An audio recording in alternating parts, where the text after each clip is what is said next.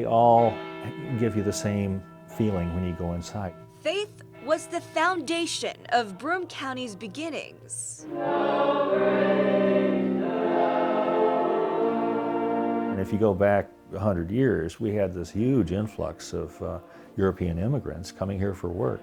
This area was just booming. I mean, booming with people. And that's why I think we have so many religious structures. Once a mecca for places of worship, now these churches are becoming a thing of the past. They just don't build buildings like this anymore. And it's true, they don't. Broome County Historical Society's Roger Luther made it his mission to find them all. I later found out that it involved 250 religious structures. For 6 years, Luther captured hundreds of churches, temples, and mosques in Broome County. And he learned the reality wasn't as picture perfect as it seems. Churches are merging, some have closed, others are in danger of closing. Former High Street United Methodist Church pastor Ben O'Connor knows the problem all too well. The traditional European churches, they're going to disappear probably. With us, he returned to his old church in Binghamton for the first time. It still kind of felt like home. I did feel that warmth, but you know, at the same time, it was a warmth that was empty or hollow because the place closed. Declining savings and growing repair costs forced the High Street United Methodist to shut down over the summer.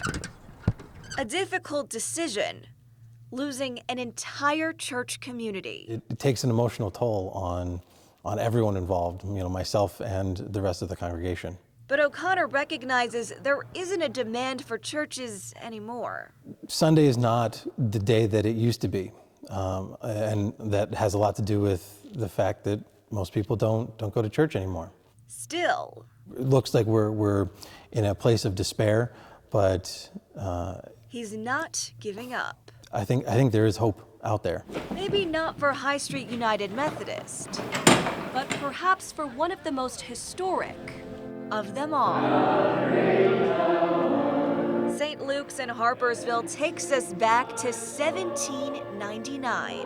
This church was one of its very first places of gathering of the community. Founded at the turn of the century and built in 1828, it's the oldest church in Broome County, still in use today. To sustain and preserve this amazing church. It too struggles to keep the faith alive.